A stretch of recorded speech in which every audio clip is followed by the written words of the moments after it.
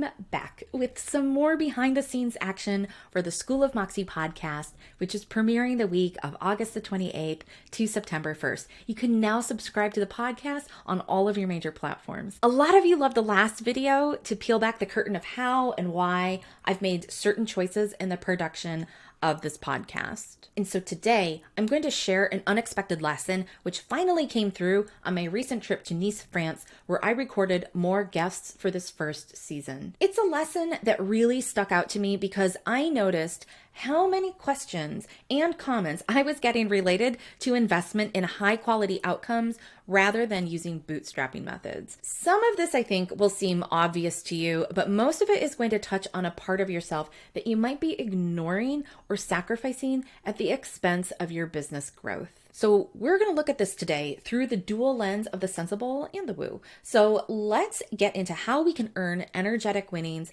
by making luxury choices.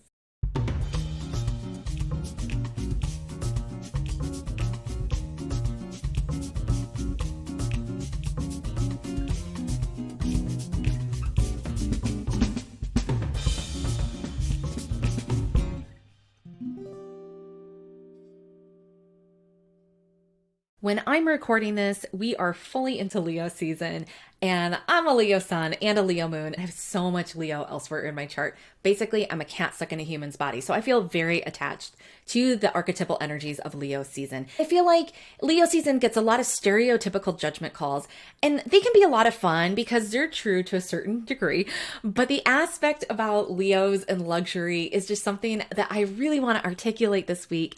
It's something I've been dialoguing about with my VIP newsletter list. You can get the same newsletter where this original talk came from through the link in the show notes below this video. That newsletter is $9 per month. You get extended readings only for your business and entrepreneurship. They get delivered to your inbox every Sunday. It helps you get a pulse on the energy of the week, helps you tap into the Akashic vibes of your business and feel more connected. But if you're here just to tune in for these videos on YouTube, I thank you for being here, and I'm going to invite you to click that subscribe button below so that you can support me bringing you more of this content each week. When you click the thumbs up like button, it helps other people find this video. And as always, you can share it with a friend because sharing really is caring, especially this week. Now let's get into this concept that I'm calling economy class versus business class. And I want to preface this whole video by saying that luxury means different things to different people. You should always be in support of your bottom line. So if you find right now that you're running on reserves or you haven't yet found your consistent revenue streams, then this might not be the strategy for you yet. But all of us should be spending time with the mental construct of luxury because it's really important to tap into no matter your stage in business. It can help you make better decisions that will have you growing in a way you haven't been able to do before. So here's my story. It all started because I turned my birthday trip to Nice, France into a business expensible trip at the end of July. I knew that I needed to record certain guests for the podcast who live and work in that region of the world, and I just found a way to combine the two occasions together. I was able to book multiple interviews in a professional studio. Yes, we recorded in the heart of the French Riviera. It was super cool. And if you want to understand more about how this podcast is being created, you can check out the other videos for this over on my channel. Normally, I would make sure I'm comfortable and also look for a good deal, but this time I booked it with luxury in mind. And when I tell you that I had some massive aha moments, I am not kidding. So let's break it down so you can get the same magical juju flowing in your own projects. You can look at the archetypal traits of any astrological season, like Leo season, and want to bask in the positive traits. Or when we're uncomfortable around those traits, it's become super popular. We roast those traits in an attempt to devalue the traits to make ourselves more comfortable. So I encourage you to do that self-examination where you are on this. But since we're talking about our woo-woo sides within the framework of you as an entrepreneur, let's take a cold hard look today at the realities of what luxury actually means thanks to Leo season. I think our entrepreneurial community is actually missing the mark on luxury by a lot. It's frequently used as a bragging right or a measuring stick. As a very Leo-ish Leo, I'm inviting you, no matter your astrological chart, to tap into this Leo season with a very different approach. we are going to do two things together. We are going to embrace the both and energy of one, simultaneously demonstrating what you're proud of accomplishing, but also two, we're going to do some deeper connection making here.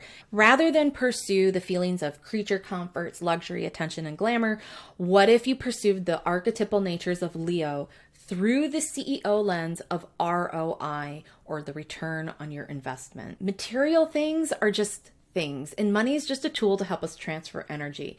Big lists and fame are just vehicles for amplification. You kind of get the gist here. ROI is more than just those surface level things that we can see. But what does the luxury of Leo really do for you? And the word that has come to me is easefulness. When you have luxury and you're not running away from it, and you're also not trying to control or manipulate it, what you receive from the energy of luxury is really a higher ROI on your life in general. Luxury means you spend less time waiting in line. It also means you get more perks for spending the same amount of cash compared to the person next to you. It frequently means you get more free stuff because you've bought into the system of having better connections. And this is really interesting for entrepreneurs. It gets you into backstage spaces with people who can give you better answers to the same questions that everyone else has, but you get those answers first and you get it directly from the authoritative source. So nothing's lost in translation filters and you haven't paid the double price of paying for the filter. Luxury basically means you bypass the tired panda line. So in my own case, I flew in style to Nice, France on a business class ticket with minimal transfers and full private lounge access. I went there to enjoy my birthday, but also to record some podcast episodes in a studio. So what this means is that the luxury I invested in allowed me to arrive more refreshed and helped ensure that my voice and body weren't worn out to do my job super, super well. Both and. Yes, it's luxury, and yes, it's also got the ROI. There's a famous sociology book that I love called Nickeled and Dimed, and it talks about the added costs people face when they don't have the same luxurious advantages as people with more money and more resources. So the next time you're able to afford the investment, whatever it may be, and you want to save some money simply for the sake of saving money, you have to ask yourself this really critical question. When you undercut yourself, are you also undercutting your ROI for the situation? Now, I am a huge fan of a deal. I'm half Asian, and I was raised to look for something free that comes attached with a rebate coupon. And if you've seen Jimmy O Yang's stand-up comedy special, you'll know exactly what I'm talking about here. I do think that there's a time and a place for pinching pennies. And there's a time and a place for thrifting, which can be a lot of fun in the right context. But this is your business, and your business is not about thrifting. It's about growth. Do you honestly think that the energetics of restriction are going to produce the energetics of expansion? Those are opposing forces.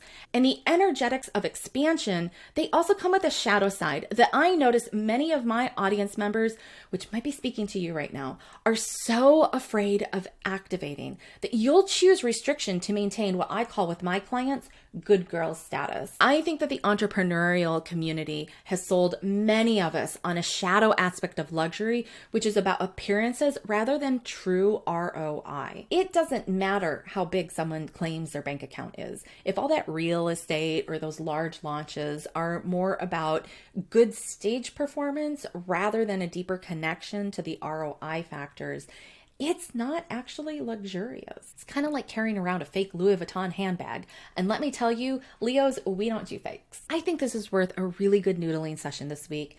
Be like a Leo, bathe in the sun right now. Allow your thoughts to meditate on this both and scenario for you and your luxuries as an entrepreneur. If you're drawing blanks in your mind right now because you're not even sure what ROI you're aiming for, then that is what you want to spend time with in your quiet and contemplative spaces. I want you to ask yourself, what makes you feel like you got your ultimate return on investment? And no, you're not allowed to list money as any part of the return on investment because this isn't about the money. I see you thinking about the money. So while you contemplate this topic this week, firstly, thank you for hanging out with me here on my channel. If you found this topic mind-opening, I want you to do something right now. I want you to share this link with a friend so that the two of you can start talking about it together. Make sure you click the thumbs up like button, and I'll invite you to click the subscribe button as well so that you can help support the growth of this channel. And if you really like this kind of discussion, then you are super duper gonna love my weekly weekly emails, you can get the free email digest every Saturday through the link in the show notes below the video. I am so excited to see what kind of luxury you activate in your life. In the meantime, please be sensible, be woo, and most of all, be you.